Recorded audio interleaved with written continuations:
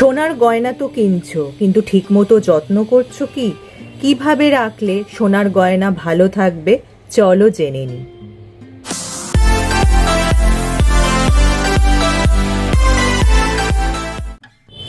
Hello friends, welcome back to my channel. আমার সব বন্ধুরা কেমন আছো? নিশ্চয়ই সুস্থ আছো এবং ভালো আছো। এখন কিন্তু এক ভরি সোনার দাম প্রায় ৮০,০০০-এর গণ্ডি পেরিয়েছে, কিন্তু তাও দেখবে সোনার দোকানে মানুষের ভিড়। তা সে ধনতেরাসই হোক বা কোনো অকেশনই হোক, মানুষ কিন্তু সোনা কিনে চলেছে। কারণ মানুষের একটা ধারণা হলো সোনার দাম কিন্তু কখনোই কমবে না। কিন্তু এত যে দাম দিয়ে সোনা কিনছো তার ঠিক মতো যত্ন আত্তি করছো তো? ঠিক মতো যত্ন না করলে কিন্তু সোনার মান দীর্ঘদিন পরে ভালো থাকবে না। তাই কিভাবে রাখলে বা যত্নে রাখলে সোনার মান দীর্ঘদিন ভালো থাকবে, সেই বিষয়ে কিন্তু আজকে আমার ভিডিওটা। সোনার কারবারই কিন্তু সেটা দিচ্ছেন পরামর্শ। চলো তাহলে সেগুলো জেনে নিই। প্রথমেই যেটা বলবো, সোনার গয়না কিন্তু প্রত্যেকটা তোমাদের আলাদা করে রাখতে হবে। কারণ সোনা খুব নরম ধাতু, একের সাথে আরেকটা রাখলে কিন্তু সোনার গায়ে ঘষা লেগে কিন্তু ক্ষয়ে যেতে পারে সোনা। সেক্ষেত্রে কিন্তু তোমরা আলাদা আলাদা বক্সে বা ব্যাগে সোনা রাখবে। একটা ছোট নাকছাবি হলেও কিন্তু তোমাদের আলাদা ব্যাগে বা বাক্সে রাখতে হবে। সোনার গয়না আলাদা রাখার জন্য কিন্তু তোমরা শক্ত বাক্সের বদলে কিন্তু ব্যাগ ব্যবহার করতে পারো। ছোট ছোট যেসব ব্যাগ পাওয়া যায় বা ভেলভেটের ব্যাগে যদি সোনা রাখো, তাহলে কিন্তু সোনা দীর্ঘদিন ভালো থাকবে।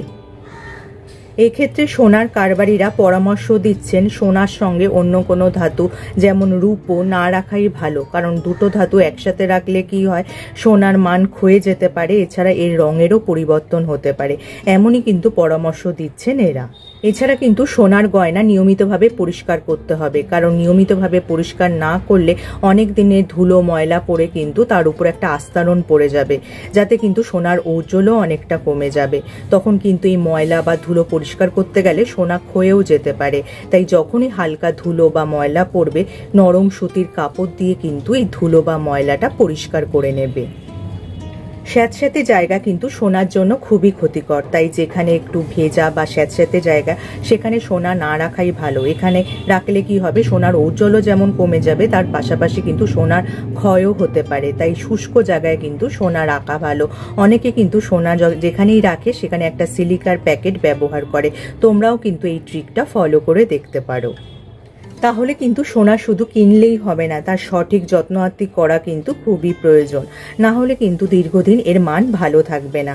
তাহলে যদি ভিডিওটা তোমাদের কাজে আসে বা উপকারে আসে, তোমার যত আত্মীয় স্বজন আছে, বন্ধু বান্ধব আছে, সবার মধ্যে শেয়ার করে দিতে পারো, যাতে তারাও উপকৃত হয়। আর যারা আমার এই চ্যানেলটা প্রথম দেখছো, চ্যানেলটাকে অবশ্যই সাবস্ক্রাইব করে নিও এরকম উপযোগী ভিডিও আরও দেখার জন্য। তার পাশে যে বেল আইকনটা আছে, ওটা প্রেস করে অন করে দিও, যার ফলে যখনই আমি ভিডিও আপলোড করব, নোটিফিকেশন তোমাদের কাছে পৌঁছে যাবে। আজ তাহলে আসি, আবার দেখা হবে আগামী পর্বে।